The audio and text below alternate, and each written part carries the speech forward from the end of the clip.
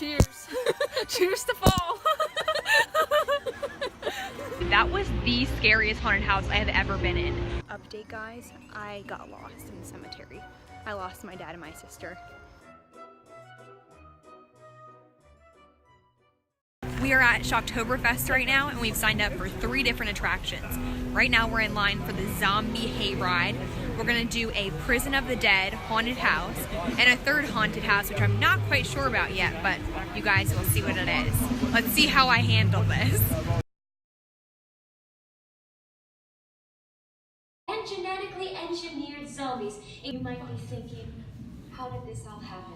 Well, you see, many years ago, my father purchased the then condemned Willow Glen Industrial Park. Looking to revitalize the property, he began the excavation phase and discovered zombies. Sadly, he never saw his dream come to fruition, as his brains were ripped out and eaten by the same flesh-eating ghouls he loved so dearly. Not to worry, that was a pilot prototype.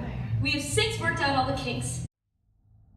This hayride was the most immersive haunted hayride I have ever been on. This was not just bumping along through the woods for someone to pop out every now and then. There were elaborate sets all throughout the half-hour ride. Yeah, a half hour, rather than just 5 minutes through the woods. It was really long, really scary.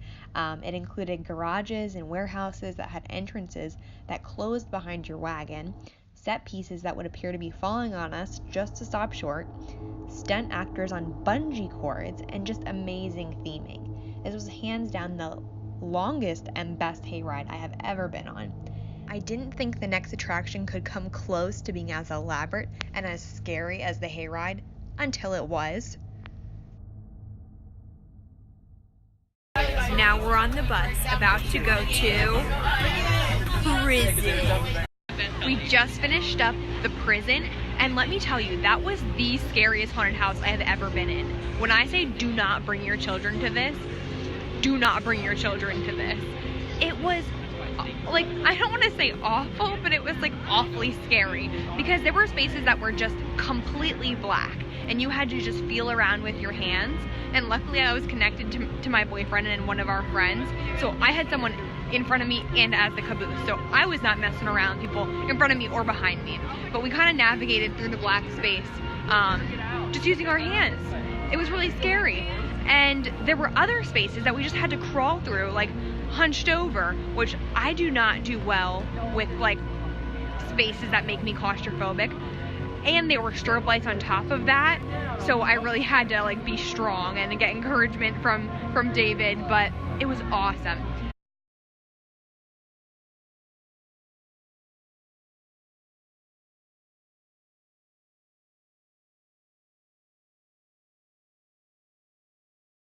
I'm gonna get like a fall vlog.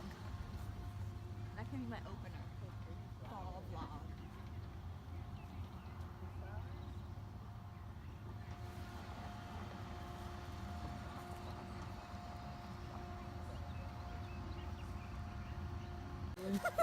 Me. Should I get some zinnias? Oh. Do I have any cash? No. Oh my god, lovely, look! Sorry. Ew. Yeah, don't smell that. Just like... Guys, nature. Do you see this? This is nature at work. Beautiful. Just beautiful.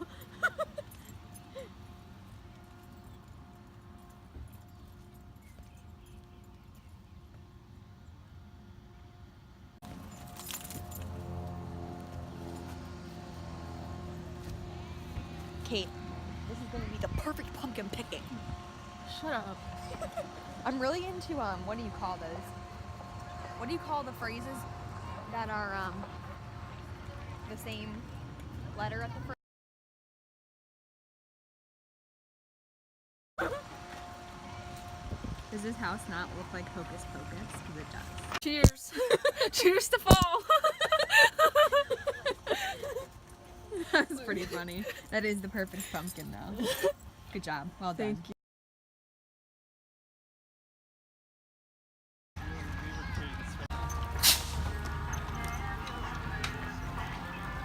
For little baby sunflowers.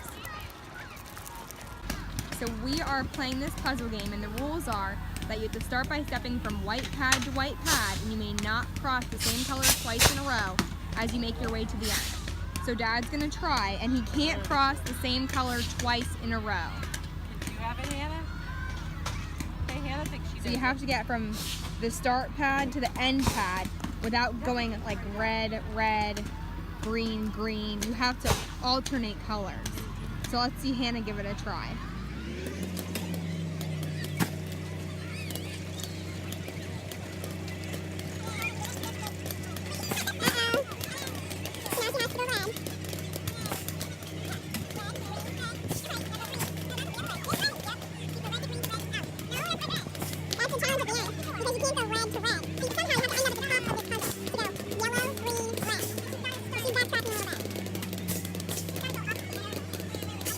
Back here to the left, right here.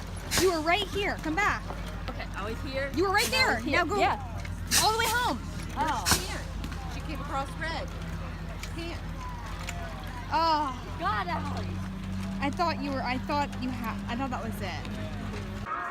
I've got a frozen apple cider, which is really good because it's like 80 degrees today and I'm dressed for like 65, 70. So we're all hydrating right now.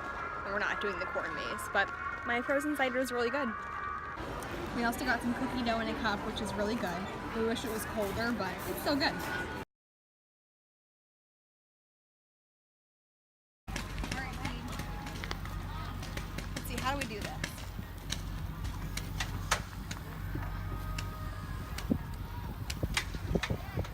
Okay. So,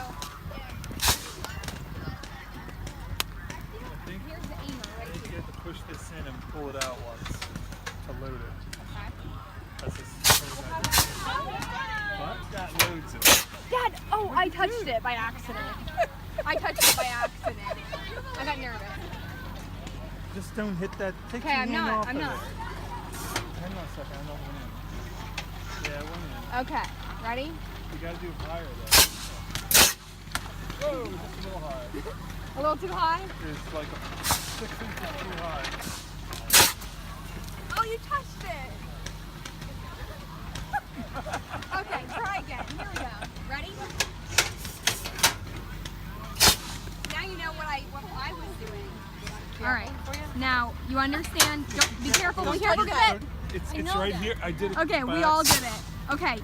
Remember, you have to aim high. Hannah, good job. Like an inch higher. Hannah's the only one of us that got it. This ghost walk was hosted by the cemetery and guided by Charles Adams III.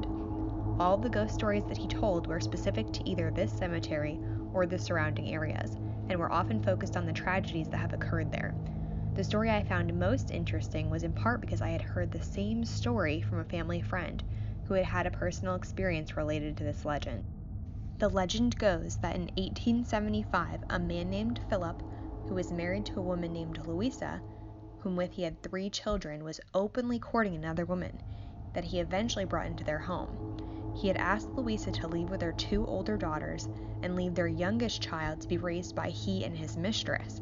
In agony, Louisa guided her children down the canal to Loch 49, gathering rocks as they went, that she would use to sink herself, her unborn child, and her 3 children deep into the water in a murder-suicide.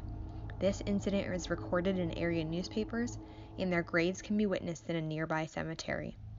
A family friend of mine, who was new to the area at the time, had reported to my dad that she had been driving on the rural road down by the loch in the winter, when 3 kids ran out into the road, causing her to slam on the brakes and stop. She got out of her car to yell at the kids to stay out of the road, when the kids paid her no attention, laughed, and ran into the woods on the opposite side of the road. Having been shaken up by this, she shared this story with people that then informed her of this legend, leading her to understand that they were not real children playing in the road in the winter.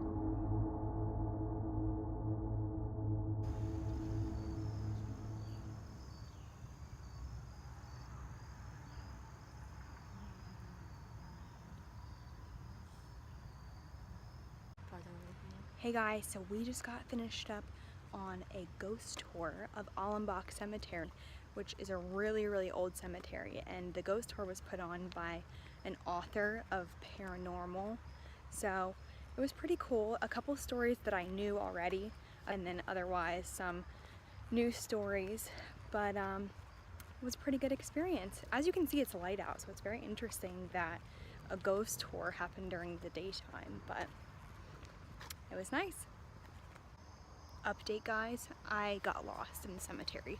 I lost my dad and my sister because we're looking for ancestors, because we know we have some in this cemetery, but they are missing in action, so I don't know that we'll be visiting them, but I wish we could have found them. That would have been pretty neat, but that's okay.